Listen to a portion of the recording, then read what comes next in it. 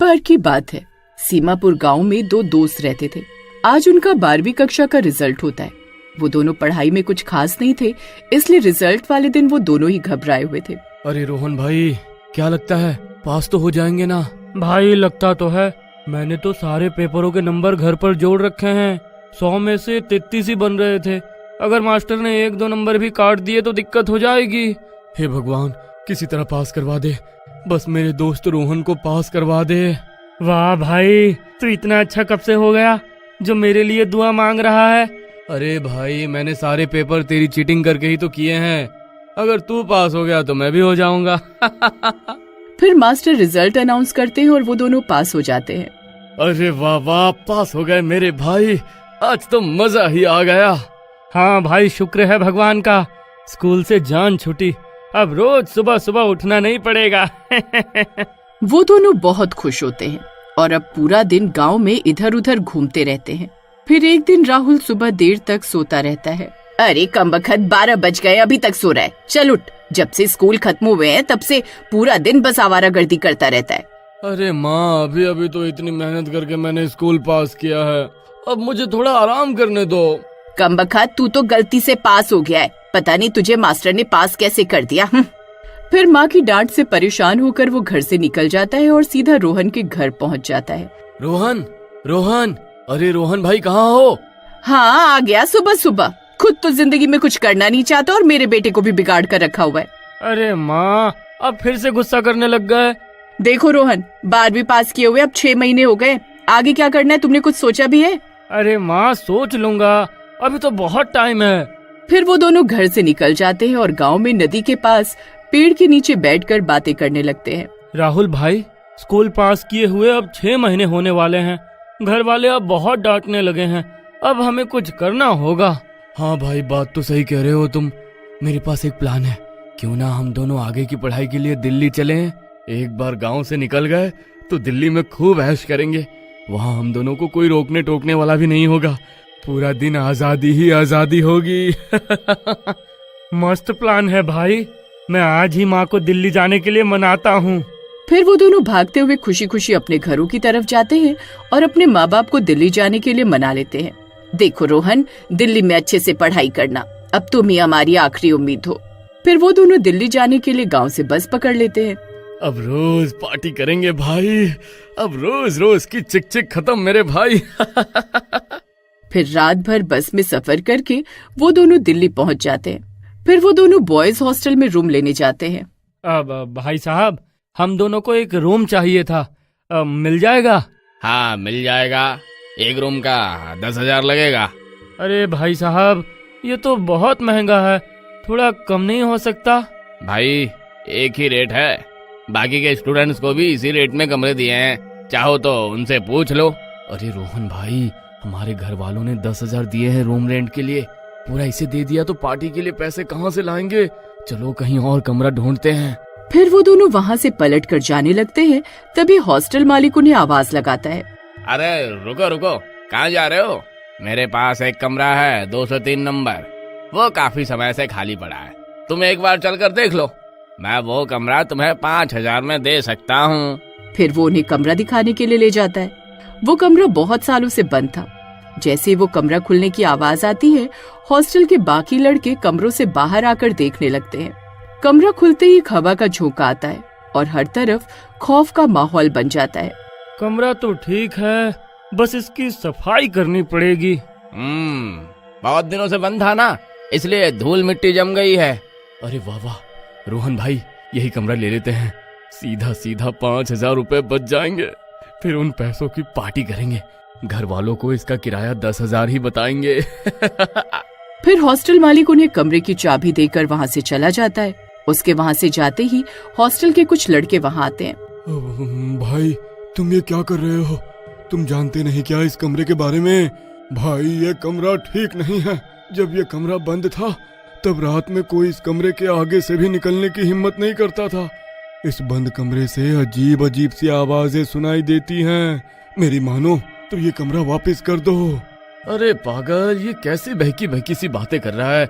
हमें ये कमरा सस्ते दाम में मिल गया, इसलिए तुझे जलन हो रही है ना? ठीक है भाई, जैसी तुम्हारी मर्जी, आज रात तुम्हें खुद पता चल जाएगा। हाँ। फिर इतना बोलकर राजेश और उसके दोस्त वहाँ से चले जाते हैं। अरे राहुल भाई, मुझे तो डर लग रहा है, कहीं इनकी बात सच निकली तो। अरे डरपोक, कुछ नहीं होगा, कोई भूत वूत नहीं होते, तू घबरा मत, मैं हूं ना। बस ये सोच कि इन बचे हुए 5,000 रुपए को कैसे उड़ाना है। फिर वो दोनों मिलकर उस कमरे की साफ सफाई करते हैं। उस कमरे में एक ही बेड होता है। अरे भाई, लेकिन यहाँ तो एक ही बेड है, एक को नीचे सोना पड़ेगा। अरे ठीक है, इस महीने तुम नीचे सो जाओ, अगले महीने मैं नीचे सो जाऊंगा। फिर थोड़ी देर में रात हो जाती है और हॉस्टल में सब लोग सो जाते हैं। फिर आधी रात होते ही उस कमरे में अजीब अजीब सी आवाजें आने लगती हैं। राहुल बेड पर सो रहा होता है और रोहन नीचे। डर के मारे दोनों की नींद खुल जाती है। अरे मर गए रे। अरे ये कैसी आवाज थी भाई? पता नहीं भाई, कहीं वो लड़का सच तो नहीं बोल रहा था। तभी फिर से किसी के गुर्राने की आवाज आती है। अरे मर गए रे। अरे भाई, ये आवाज तो इस पेड़ के नीचे से आ रही है। रोहन, जल्दी से बेड के ऊपर आ जा। फिर जैसे ही रोहन खड़ा होता है, तभी बेड के नीचे से एक हाथ निकलता है और उसका पैर पकड़ लेता है। अरे मर गए रे। अरे राहुल भाई, अरे इसने तो मेरा पैर पकड़ लिया। अरे जल्दी कुछ करो। फिर वो हाथ तेजी से रोहन को बेड के नीचे खींच लेता है और राहुल कुछ नहीं कर पाता। फिर राहुल बेड से नीचे उतरता है और कमरे से बाहर की ओर भागता है। शोर सुनकर सब लड़के अपने अपने कमरों से बाहर आ जाते हैं। अरे मर गया रे। अरे हाय, अरे ये कमबख्त भूत मेरे दोस्त को खींच कर ले गया। अरे हाय हाय हाय हाय। अरे राहुल भाई, क्या हुआ? डरो मत, ठीक से बताओ कि हुआ क्या? भाई, हम दोनों अपने कमरे में सो रहे थे, रोहन नीचे सो रहा था, तभी डरावनी आवाजें आने लगी और अचानक से बेड के नीचे से एक हाथ निकला और इसने रोहन को बेड के नीचे खींच लिया। मैंने बहुत कोशिश की उसे पकड़ने की, लेकिन कोई फायदा नहीं हुआ। मैंने तुम दोनों को पहले ही कहा था उस कमरे में मत रुको, वो कमरा शापित है, लेकिन तुमने मेरी एक ना सुनी। भाई मेरी मदद करो, मैं रोहन की माँ को क्या कहूँगा, कोई मेरी मदद करो। फिर शोर शराबा सुनकर वो हॉस्टल का मालिक भी वहाँ आ जाता है। फिर राहुल उसे सारी बात बताता है। मुझे लगा था अब तो इतने साल हो गए हैं, शायद अब सब ठीक हो गया होगा, लेकिन मैं गलत था। देखो, ये बात हॉस्टल से बाहर नहीं जानी चाहिए, जो भी करना है हमें मिलकर करना होगा। अगर ये भूत प्रेत की बात हॉस्टल से बाहर चली गई तो मेरा हॉस्टल बर्बाद हो जाएगा। चलो हम सब एक साथ वहाँ चलते हैं, हो सकता है रोहन के बारे में कोई सुराग मिल जाए। फिर सब लड़के कमरे की ओर चल देते हैं और वहाँ पहुंचकर टॉर्च लाइट से बेड के नीचे झांककर रोहन को ढूंढने लगते हैं, लेकिन बेड के नीचे कोई नहीं होता। उस हाथ ने रोहन को बेड के नीचे ही खींचा था, मैं सच बोल रहा हूँ। अरे लेकिन बेड के नीचे तो कोई भी नहीं है, रोहन गया तो गया कहाँ? हे भगवान, मैं रोहन की माँ को क्या जवाब दूंगा? आखिर रोहन गया तो गया कहाँ? वो ऐसे कैसे गायब हो सकता है? अब भाई, आप मुझे माफ कर दो, मैं तुम्हारे पैसे वापस कर दूंगा। मुझसे 50,000 रुपए ले लो, लेकिन इस बारे में किसी को कुछ मत बताना। तुम ये कमरा छोड़ के दूसरे कमरे में शिफ्ट हो जाओ, अब मैं तुमसे कोई किराया नहीं लूंगा। अरे लेकिन मेरे दोस्त का क्या? आखिर वो गया तो गया कहाँ? मुझे तुम्हारे पैसे नहीं चाहिए, मुझे मेरा दोस्त चाहिए। फिर वो लोग निराश होकर उस कमरे को वापस बंद कर देते हैं और राहुल राजेश के कमरे में चला जाता है। फिर अगले दिन सुबह होने पर राहुल के फोन पर रोहन की माँ का फोन आता है। हेलो राहुल बेटा, कैसे हो तुम? और हॉस्टल में सब सही रहा ना? हाँ जी आंटी, अब सब सही रहा। बहुत अच्छी बात है, बस अब तुम दोनों दोस्त अच्छे से पढ़ाई करो ताकि तुम्हें कोई बढ़िया सी नौकरी मिल जाए। अच्छा रोहन कहाँ है? वो अपना फोन नहीं उठा रहा है, मेरी बात करवाना उससे। हाँ, अभी थोड़ी देर में करवाता हूँ आंटी, अभी वो बाथरूम में नहाने गया हुआ है। चलो कोई बात नहीं, तुमसे बात हो गई, एक ही बात है, जब वो नहाकर बाहर आए तो मेरी बात करवाना। फिर इतना बोलकर रोहन की माँ फोन रख देती है और राहुल रोने लगता है। अब मैं राहुल की माँ को क्या जवाब दूं? मुझे कुछ समझ में नहीं आ रहा।